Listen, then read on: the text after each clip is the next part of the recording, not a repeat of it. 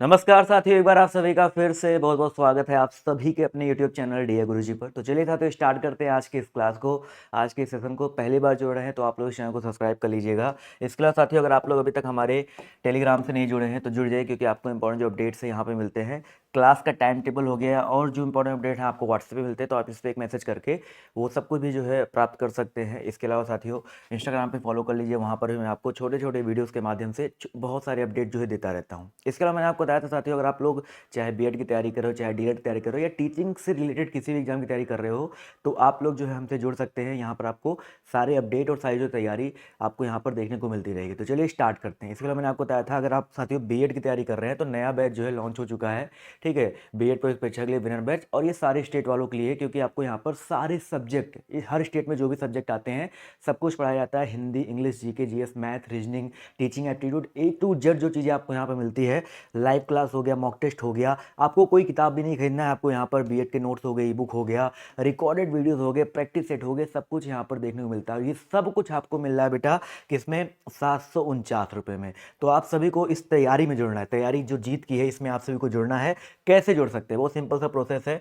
Dear गुरुजी official करके app है, इसको डाउनलोड करो। ठीक है, इस ऐप को डाउनलोड करिए, रजिस्टर करिएगा, आपके सामने ये पेज खुल के आएगा। आपको जाना है इस पे, सबसे ऊपर दे जाएगा विनर बैच, आपको इस पे क्लिक करना है और आपके बाद ये वाला पेज खुल जाएगा और आपको सिंपली बाय नाउ पे जो है क्लिक करना है। अगर कोई डीएलएड वाला है तो वहाँ पर आपको विनर के अलावा उड़ान बैच दिख जाएगा, वो ले सकते हो। ठीक है, तो आपको क्या करना है, उसके बाद पे ऑनलाइन पे क्लिक करना है, उसके बाद गूगल पे, फ़ोनपे, पेटीएम जो भी चलाते हैं उसकी मदद से जो है जुड़ सकते हैं, जो क्लासेस है अपनी देख सकते हैं। तो चलिए बढ़ते हैं अपने क्लास की तरफ, अपने जो है सेशन की तरफ। बढ़िया क्वेश्चन है, सब लोग यहाँ पर प्रयास जो करते हुए चलिएगा। क्या कह रहा है भाई, हिमालय पर्वत प्रदेश के अलावा भारत का उच्चतम श्रृंग बताइए कौन सा है। पहला क्वेश्चन कह रहा है कि apart from the Himalaya mountain region which is the highest rise in India, तो उच्चतम श्रृंग बताइए कौन सा है। तो याद रखिए दोस्तों, अनाईमुडी दक्षिण भारत में पड़ता है, दक्षिण भारत की सबसे ऊंची चोटी मानी जाती है इसको।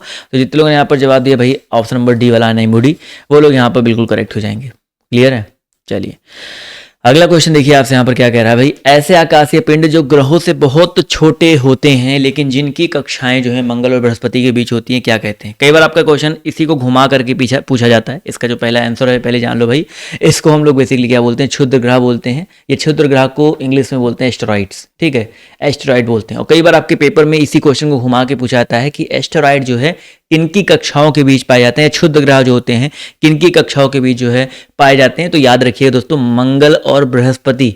बहुत इंपॉर्टेंट क्वेश्चन है, बहुत इंपॉर्टेंट पॉइंट है, दोनों तरीके से याद रखिएगा। तो ऑप्शन नंबर ए साथियों यहाँ पर करेक्ट हो जाएगा। अगला क्वेश्चन देखिए आपसे कह रहा है कि भारत सरकार के वार्षिक कर राजस्व किस स्रोत से सर्वाधिक प्राप्त होता है भाई। भारत सरकार के वार्षिक कर राजस्व जो है किस स्रोत से प्राप्त होता है। तो भाई भारत सरकार की बात हो रही है, यानी कि केंद्र सरकार की बात हो रही है। तो यहाँ पर आपको हो जाएगा आय और निगम कर। ठीक है, इनकम टैक्स से प्राप्त होता है और निगम कर से प्राप्त होता है। ये पॉइंट जो याद रखिएगा, ऑप्शन नंबर ए साथियों यहाँ पर जो है करेक्ट हो जाएगा। क्लियर है, निगम कर क्या होता है भाई, निगम कर जो होता है रजिस्टर्ड कंपनियों और निगमों पर आरोपित किया जाता है और कंपनी को एक स्वतंत्र इकाई मानकर उस पर व्यक्तिगत आयकर से जो है कह सकते हैं भिन्न पृथक लगाया जाता है। तो निगम कर समझ सकते हैं कंपनियों पर लगने वाला कर होता है। ठीक है, अगला क्वेश्चन देखिए, और आयकर तो आप लोग समझते हैं कि आप एक व्यक्ति की आमदनी पर जो आय होती है, जो इनकम करता है, उसके कुल आय पर लगने वाला जो व्यय होता है, या आपका आय जो नहीं कि सिर्फ जो जॉब कर रहे हैं उनके ऊपर लगे, कोई छोटी मोटी बिजनेस कर रहा है, कुछ भी कर रहा है, तो उसकी जो टर्नओवर है, जो भी फर्म है, कंपनी है, उस पर लगने वाली जो उसकी जो कुल आय होती है उस पर जो कर लगता है। अगला क्वेश्चन कह रहा है कि सशर्त उपलब्धि प्रणाली यानी कि CAS की बात हो रही है, कंडीशनल अचीवमेंट सिस्टम की बात हो रही है, इसका निकट संबंध निम्नलिखित में से किस क्षेत्र से है भाई, निम्नलिखित क्षेत्रों में से किस क्षेत्र से है। तो 4 नंबर क्वेश्चन का जो सही उत्तर आपका क्या हो जाएगा भाई। क्वेश्चन नंबर 4 की अगर हम बात करते हैं साथियों, तो 4 नंबर का जो सही उत्तर आपका क्या हो जाएगा भैया, सशर्त उपलब्धि प्रणाली की बात हो रही है। तो यहाँ पर ऑप्शन नंबर बी, केवल और केवल टीवी नेटवर्क से है। तो ऑप्शन नंबर बी यहाँ पर करेक्ट हो जाएगा। चलिए अगला क्वेश्चन देखिए, कह रहा है पुलित्जर पुरस्कार किस क्षेत्र में उत्कृष्ट योगदान के लिए प्रदान किया जाता है भाई। पुलित्जर पुरस्कार जो है किस क्षेत्र में उत्कृष्ट योगदान के लिए प्रदान किया जाता है। क्वेश्चन नंबर 5 है, जवाब देते हुए चलिएगा। तो 5 नंबर क्वेश्चन का जो सही उत्तर आपका क्या हो जाएगा, बिल्कुल सही बात सर, यहाँ पर ऑप्शन नंबर सी, पत्रकारिता के क्षेत्र में दिया जाता है बच्चा। तो ऑप्शन नंबर सी यहाँ पर जो है करेक्ट हो जाएगा। अगला क्वेश्चन देखिए आपसे कह रहा है, एलिफेंटा दर्रा जो बहुत चर्चित दर्रा है कहाँ पर स्थित है भाई। एलिफेंटा दर्रा जो है आपका कहाँ पर अवस्थित है, इंपॉर्टेंट क्वेश्चन है, गलत मत करिएगा भाई। भारत, पाकिस्तान, श्रीलंका या इंडोनेशिया, क्वेश्चन नंबर 6 का जो सही उत्तर आपका क्या हो जाएगा भाई, एलिफेंटा दर्रा की अगर हम बात करते साथियों तो ये आपका श्रीलंका में अवस्थित है। कुछ इंपॉर्टेंट दर्रों के बारे में बता दे रहा हूँ जो कि आपके पेपर में बहुत ज़्यादा आता है। एक आपका आता है भाई काराकोरम, ठीक है, काराकोरम बहुत इंपॉर्टेंट दर्रा है आपके सारे एग्जाम्स के लिए। बीएड में तो काम आएगा ही आएगा। इसके अलावा अगर आप और किसी एग्जाम की तैयारी कर रहे हैं, टेट सीटेट की तैयारी कर रहे हैं, उसके लिए भी इंपॉर्टेंट है। तो जम्मू एंड कश्मीर में है, ठीक है। काराकोरम कहाँ पे भाई, जम्मू एंड कश्मीर में। इसके अलावा जोजिला कई बार आपके पेपर में आ चुका भाई, जोजिला दर्रा ये आपका कहाँ पे है, ये भी आपका जम्मू एंड कश्मीर में है। सिपकीला दर्रा, सिपकीला दर्रा ये भी याद रखिएगा भाई। सिपकीला दर्रा की बात करें तो ये आपका हिमाचल प्रदेश में है, ठीक है, एचपी में है। इसके अलावा दोस्तों नाथुला दर्रा आता है, नाथुला दर्रा, नाथुला दर्रा की बात करते हैं तो साथियों याद रखिए कि ये आपका सिक्किम में है। कहाँ पे भाई, आपका सिक्किम में है। चलिए, और आपका और भी कई सारे दर्रे हैं। आप लोग तुजू दर्रा आप लोग कमेंट करके बताइएगा भाई तुजू दर्रा कहाँ पे अवस्थित है। आप लोगों को कमेंट करके मेन कमेंट बॉक्स में बताना है तुजू दर्रा जो आपका कहाँ पे, ये आपका होमवर्क रहेगा। अगला क्वेश्चन है United national human development HDI human development index क्या होता है भाई। चलिए भाई, व्हाट इज ह्यूमन मानव विकास सूचकांक, ह्यूमन डेवलपमेंट इंडेक्स यानी कि किसी देश में आधारभूत मानवीय आवश्यकता की औसत प्राप्ति, जैसे लोगों की जीवन प्रत्याशा क्या है, साक्षरता कैसे है, अच्छे रहन सहन के स्तर कैसे हैं, इसका आकलन होता है। तो बेसिकली कह सकते हैं यहाँ पर विभिन्न देशों की आर्थिक सामाजिक स्थिति का, राष्ट्रीय आय, साक्षरता आदि के आधार पर आकलन करने का एक मापदंड। तो जितने लोगों ने यहाँ पर जवाब दिया ऑप्शन नंबर ए वाला साथियों, वो लोग यहाँ पर बिल्कुल करेक्ट हो जाएंगे। क्लियर है। अगला क्वेश्चन देखिए आपसे यहाँ पर कह रहा है, बहुत इंपॉर्टेंट है भाई, बर्फ पर दाब बढ़ाने से उसका गलनांक बताइए क्या होता है। Melting point of ice by increasing the pressure, घट जाएगा बढ़ जाएगा, या भाई बर्फ पर आप दाब बढ़ा रहे हो तो गलनांक की बात हो रही। भाई दाब का प्रभाव क्या होता है गलनांक पर, तो वे पदार्थ जो पिघलने पर संकुचित हो जाते हैं उन पर दाब का प्रभाव बढ़ाने से उनका गलनांक हमेशा कम होगा। ठीक है भाई, बर्फ पर आप दबाओगे बर्फ संकुचित होगा ना, और जितने भी पदार्थ संकुचित हो जाते हैं उनका गलनांक कम हो जाएगा दाब बढ़ाने पर, तो घट जाएगा। बर्फ, ढलवा लोहा, विस्मत, ये ऐसे पदार्थ होते हैं जो पिघलने पर एक्सपेंड होते हैं, यानी कि इनका गलनांक जो होता है दाब बढ़ाने से, माफ कीजिएगा, यहाँ पर बढ़ जाएगा। संकुचित नहीं हो रहा ना, एक्सपेंड हो रहा है, मैंने उल्टा कर दिया भाई, एक्सपेंड हो रहा है ना, क्योंकि बढ़ाएंगे तो संकुचित कैसे होगा, बढ़ेगा, तो यहाँ पर बढ़ जाएगा। तो ऑप्शन नंबर बी, माफ कीजिएगा, दाब बढ़ाने पर इनका गलनांक जो आपका, क्योंकि भाई आप समझो इस क्वेश्चन को, फिर से समझिए कि अगर आप दाब को बढ़ाओगे, एक मिनट रुकिए भाई, दाब बढ़ाने पर गलनांक, दाब बढ़ाने पर जल्दी गलेगा तो हाँ बढ़ जाएगा, ही सही होगा। तो ऑप्शन नंबर बी यहाँ पर करेक्ट होगा। चलिए माफ़ कीजिए, सही है, बी वाला ही सही होगा। थोड़ा सा कभी कभी कन्फ्यूजन हो जाता है ना एक पॉइंट को लेकर के। अब देखो मेल्टिंग पॉइंट की बात हो रही थी, तो बर्फ हो गया, ढलवा लोहा हो गया, पिघलने पर प्रसारित होंगे, तो इनका दाब बढ़ाने पर इनका गलनांक ऑब्वियस सी बात है बढ़ेगा। तो ऑप्शन नंबर बी यहाँ पर करेक्ट हो जाएगा। अगला क्वेश्चन देखिए, कह रहा है कि सूर्य उदय होते समय व डूबते समय लाल क्यों दिखाई देता भाई।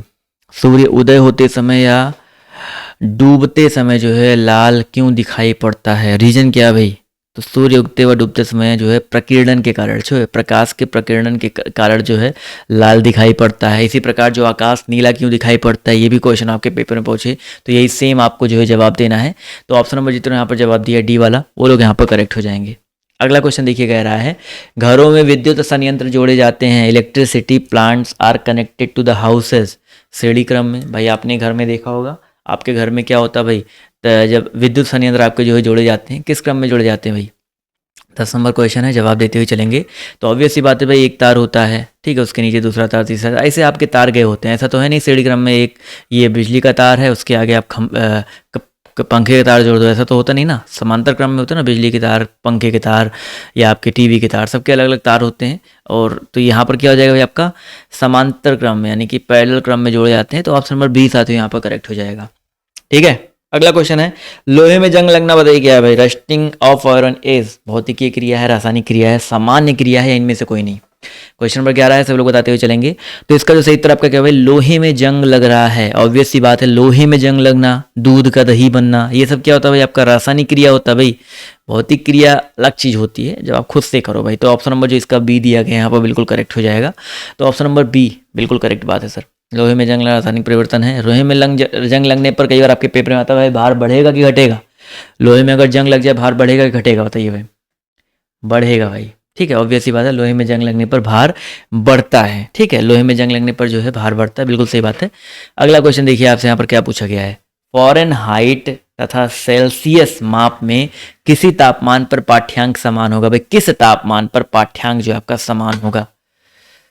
हमेशा याद रखिएगा फ़ारेनहाइट और सेल्सियस पैमाने पर जो आपका -40 डिग्री सेंटीग्रेड पर, ठीक है, ये पॉइंट याद रखिएगा, -40 डिग्री सेंटीग्रेड पर तापमान जो आपका इक्वल होता है। तो ऑप्शन नंबर डी यहाँ पर जो है करेक्ट हो जाएगा। अगला क्वेश्चन देखिए आपसे यहाँ पर, बिल्कुल सही बात है सर। फॉर्मूला याद होगा आप सभी को, R/8 इक्वल टू, ये तो मैंने याद रखिएगा, C/5 is equal to F-32 divide by 9। इस फॉर्मूले को याद रखिए, बस आपका हमेशा आंसर सही आएगा। अगला क्वेश्चन देखिए आपसे यहाँ पर क्या कह रहा है, ध्वनि की गति सर्वाधिक होती है भाई। ध्वनि, देखो ध्वनि को चलने के लिए आपको किसकी जरूरत पड़ती, माध्यम की जरूरत पड़ती है। माध्यम की जरूरत पड़ती है तो सबसे ज़्यादा आपको माध्यम कहाँ पे मिलेगा, वायु में।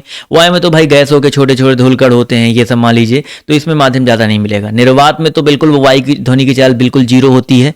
जल में और स्टील में देखा जाए तो सबसे कम वायु में, सबसे ज़्यादा स्टील में, ठीक है। इन सब में देखा जाए तो निर्वात में तो होता ही है ना, इन तीनों में अगर बात किया जाए तो स्टील में जो है सबसे ज़्यादा होगा। और सबसे ज़्यादा जो आपका कह सकते हैं ध्वनि की चाल होती है वो आपकी लोहे में होती है, ठीक है, ये पॉइंट याद रखिएगा। लोहे में जो चाल होती है 5130 मीटर प्रति सेकंड होता है, 0 डिग्री सेंटीग्रेड पे ध्वनि की चाल बताई गई है, ठीक है, ये चीज़ याद रखिएगा। इसके अलावा एल्यूमिनियम में उससे ज़्यादा होता है, ठीक है, ये तो लोहा हो गया, बट एल्यूमिनियम भी याद रखिएगा, एल्यूमिनियम में इससे ज़्यादा होता है। एल्यूमिनियम में कितना होता है भाई, लगभग 6000 प्लस होता है, 6420। चलिए भाई ये पॉइंट याद रखिएगा, ठीक है, 6520 मीटर पर सेकंड।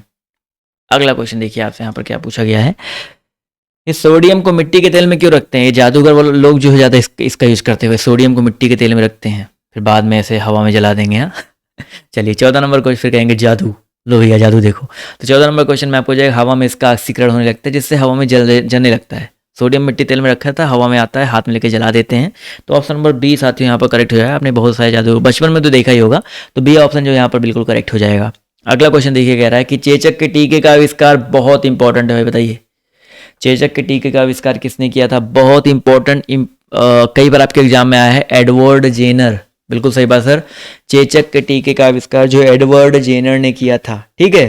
पोलियो को वैक्सीन का निर्माण बताइए किसने किया था भाई, पोलियो वैक्सीन का निर्माण जो किया था भाई सॉल्क ने, जोन्स ई सॉल्क, याद रखिए, वो सॉल्क याद रखो, आपके ऑप्शन में मिल जाएगा कहीं ना कहीं, जोन्स ई सॉल्क होता है। विटामिन का आविष्कार सी फंक ने किया था। विटामिन की खोज किसने की थी, आविष्कार नहीं कहेंगे, खोज कहेंगे।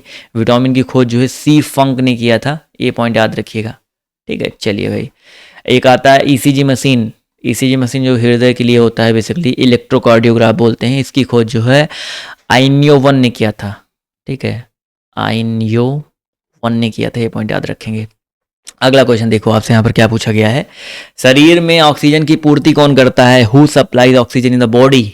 शरीर में जो ऑक्सीजन की पूर्ति है कौन करता है भाई, आरबीसी, डब्ल्यूबीसी, प्लाज्मा या आपका ब्लड प्लेटलेट सेल्स। तो 16 का जो सही उत्तर आपका हो जाएगा रेड ब्लड सेल्स। शरीर में जो ऑक्सीजन की पूर्ति है लाल रुधिराणु या रेड ब्लड सेल्स करते हैं। तो ऑप्शन नंबर जितने लोग यहाँ पर जवाब दिया है ए वाला, वो लोग यहाँ पर करेक्ट हो जाएंगे। अगला क्वेश्चन देखिए, कह रहा है कि मनुष्य के शरीर में हृदय को एक बार धड़कने के में जो है कितना समय लगता है। मनुष्य के शरीर में हृदय को एक बार धड़कने के लिए जो है कितना समय लगता है, how long does it take for heart to beat once in the human body. 17 का जो सही उत्तर आपका क्या हो जाएगा भाई, 17 की अगर हम बात करते हैं तो बच्चा याद रखिएगा, एक बार, सिर्फ एक बार धड़कने के लिए बोला गया ना। 1 मिनट में आपको पता है लगभग 32 बार धड़कता है। धड़कने की बात अलग हो रही है, जो आप सोच रहे हो ना वो 72 वाला क्या होता है, वो अलग चीज़ है भाई। तो यहाँ पर अगर एक बार की बात करते हैं तो यहाँ पर लग सकता है 0.8 सेकंड के आसपास लग जाएगा ना। 17 में देखा जाए तो ऑप्शन नंबर जो इसका सी दिया गया 0.8 सेकंड, यहाँ पर ये बिल्कुल करेक्ट हो जाएगा। चलिए अगला क्वेश्चन पूछा गया है, पश्चिम से पूर्व की ओर हिमालय का विस्तार कहाँ से कहाँ तक है भाई। पश्चिम से पूर्व की ओर हिमालय का विस्तार कहाँ से कहाँ तक है, from where the extension of Himalayas from west to east. तो 18 का जो सही उत्तर आपका हो जाएगा भाई, सिंधु घाटी से लेकर दिहांग घाटी तक, ठीक है, सिंधु घाटी से लेकर बच्चा दिहांग घाटी तक। तो ऑप्शन नंबर ए यहाँ पर जो है करेक्ट हो जाएगा, ठीक है। अगला क्वेश्चन देखिए आपसे यहाँ पर क्या पूछा गया है, निम्नलिखित में से वह जानवर कौन सा है जो भारत से हाल ही में लुप्त हो गया भाई। निम्नलिखित में से वह जानवर कौन सा है जो भारत से हाल ही में लुप्त हो गया। Which one of the following animal has become extinct from India recently. 19 number question का जो सही उत्तर आपका क्या हो जाएगा भाई, ऑप्शन नंबर बी चीता। तो विलुप्त प्राय प्रणाली में आता है भाई, तो ऑप्शन नंबर बी यहाँ पर जो करेक्ट हो जाएगा, चीता। जितने लोगों ने जवाब दिया है, ठीक है। अगला क्वेश्चन कह रहा है कि निम्नलिखित में से किस गैर संसद सदस्य को संसद को संबोधित करने का अधिकार है भाई। ऐसा कौन सा जो है नॉन मेंबर है, पार्लियामेंट का नॉन मेंबर है, जिसको जो एड्रेस कर सकता है पार्लियामेंट को, यानी कि संसद को संबोधित करने का अधिकार होता है? सॉलिसिटर या आपका महान्यायवादी? तो 20 नंबर क्वेश्चन में जो सही उत्तर आपका क्या हो जाएगा भाई? महान्यायवादी। भारत का जो महान्यायवादी होता है इसको अधिकार होता है बच्चा। तो ऑप्शन नंबर ए यहाँ पर जो है करेक्ट हो जाएगा। क्लियर है? चलिए अगला क्वेश्चन देखिए, आपसे कह रहा है कि किसी राज्य को विशेष दर्जा प्रदान करने में केंद्र सरकार का निहितार्थ निम्नलिखित में से क्या होगा भाई? विशेष दर्जा जैसे कुछ समय पहले जम्मू कश्मीर को प्राप्त था, तो बिल्कुल सही बात है भाई, जम्मू कश्मीर को प्राप्त था। तो यहाँ पर चारों ऑप्शन पढ़ो। पहला कह रहा है भैया केंद्रीय सहायता का अधिकांश प्रतिशत सहायता अनुदान के रूप में होगा, ये सही है। और कुल सहायता का प्रतिशतता के रूप में ऋण की राशि कम होगी, ये भी सही है। तो उपरोक्त ए व बी यहाँ पर जो दोनों करेक्ट हो जाएगा। ठीक है, ये गलत है भाई कि भाई चालू खाता बजटीय खाता केंद्र सरकार द्वारा प्रयोग किया जाए, ये गलत है। तो ऑप्शन नंबर डी यहाँ पर करेक्ट हो जाएगा। अगला क्वेश्चन देखो, आपसे यहाँ पर कह रहा है कि ऐसे युगल, ये बढ़िया क्वेश्चन है, मजेदार क्वेश्चन है। ऐसे युगल जिनका रुधिराणु वर्ग ए और बी है, इनके बच्चों में निम्नलिखित में से कौन सा रुधिर वर्ग पाया जाता है? कई बार मैंने आपको ये क्वेश्चन कराया हुआ है, पूरा मैंने चार्ट बनाया हुआ था। ठीक है, पूरा का पूरा मैंने जो है चार्ट बनाया हुआ है। तो यहाँ पर देखिए क्या हो जाएगा भाई, देखते हैं कितने लोग यहाँ पर जो है सही जवाब देते हैं भाई।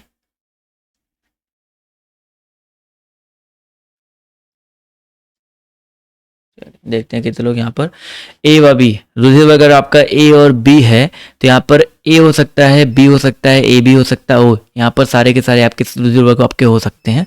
तो जितने लोग ने यहाँ पर जवाब दिया ऑप्शन नंबर सी वाला, वो लोग यहाँ पर बिल्कुल करेक्ट हो जाएंगे। क्लियर है? चलिए तो एक बार मैं इसका एक बार चार्ट आपको दिखा देता हूँ, आप लोग स्क्रीनशॉट ले लीजिएगा। ठीक है, यही चार्ट है इसका, जो आप लोग एक बार स्क्रीनशॉट ले लीजिए। ठीक है, कुनारा कर देता हूँ जिससे आप लोग अच्छे से स्क्रीनशॉट ले लो, क्वेश्चन भी देख पाओ। चलिए तो यहाँ पर देखिए, पूरा समझ लीजिए अच्छे से। यहाँ पर क्या कह रहा है भाई, अगर आपका ओ रक्त समूह होगा तो बच्चों के संभव समय आपके ओ हो सकता है, ए, और क्या नहीं हो सकता है, ए बी नहीं हो सकता। ऐसे स्क्रीनशॉट ले लीजिएगा, इसको पूरा पढ़ लीजिएगा, चीज़ें आपको जो है क्लियर हो जाएंगी। ठीक है, चलिए अगला क्वेश्चन देखिए, स्क्रीनशॉट ले लेना, आगे बढ़ते हैं। नीचे नहीं दिख रहा है, नीचे नहीं दिख रहा है, वो इसको बाहर ऊपर कर देते हैं भाई। अब ठीक है, अब दिख रहा है, चलिए ले लीजिएगा। अगला क्वेश्चन देखिए, आपसे यहाँ पर क्या कह रहा है भाई, चंडीगढ़ का वास्तुविद ले कॉर्बुजियर किस देश का नागरिक था भाई? चंडीगढ़ का वास्तुविद जो है ले कॉर्बुजियर जो है किस देश का नागरिक था? तो भाई चंडीगढ़ का वास्तुविद जो था, ये बेसिकली ले कॉर्बुजियर नाम दिया गया है।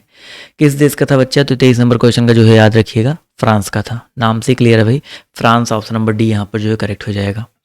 अगला क्वेश्चन कह रहा है भाई, निम्नलिखित में से कौन सा एक संक्रामक रोग नहीं है भाई? कौन सा एक संक्रामक रोग नहीं है? हैजा, क्षय रोग, डिप्थीरिया या टेटनस? तो 24 नंबर क्वेश्चन की अगर हम बात करते हैं, जो टेटनस होता है, टेटनस बेसिकली क्या होता है, जंग लगे लोहे अगर आपको लग जाते हैं तो उससे टेटनस हो सकता है, धनुस्तंभ भी बोलते हैं इसको। तो ये एक संक्रामक रोग नहीं है कि अगर आपके बगल वाले को टेटनस है तो आपको भी हो जाएगा, बट नहीं। तो ऑप्शन नंबर डी यहाँ पर जो करेक्ट हो जाएगा, हैजा, क्षय रोग, डिप्थीरिया, ये एक संक्रामक रोग होता है। तो ऑप्शन नंबर डी साथियों यहाँ पर करेक्ट हो जाएगा। ये क्वेश्चन देखिए आपका इकोनॉमी से है। यदि मांग की आय लोच से एक अधिक है तो वस्तु जो है आपकी क्या होगी भाई? कम्युनिटी बिल भी आवश्यक होगी, यहाँ पर माफ़ कीजिएगा, वस्तु जो है आपकी आवश्यक होगी। तो ऑप्शन नंबर ए यहाँ पर करेक्ट हो जाएगा। ये आपका इकोनॉमी का क्वेश्चन है भाई, यहाँ पर याद रखिए, वस्तु की कीमत में परिवर्तन के बाद जो है मांग में होने वाले परिवर्तन की दिशा को और मांग को जो है लोच से दर्शाते हैं। तो यहाँ पर जितना यहाँ पर जवाब दिया ऑप्शन नंबर ए वाला, वो लोग यहाँ पर बिल्कुल करेक्ट हो जाएंगे। ठीक है, चलिए बहुत अच्छी बात है। अगली क्लास का लिंक जो है नीचे दिया गया डिस्क्रिप्शन बॉक्स, कमेंट बॉक्स में, उस पर क्लिक करो और फटाफट आप सभी लोग जो है अगली वाली क्लास में आ जाइए। मिलते हैं आप सभी से नेक्स्ट वीडियो में। अगले बाय, टेक केयर, जय हिंद, जय भारत, और जल्दी से अगली वाली क्लास में आ जाओ। ठीक है, धन्यवाद आप सभी का इस सेशन में जुड़ने के लिए।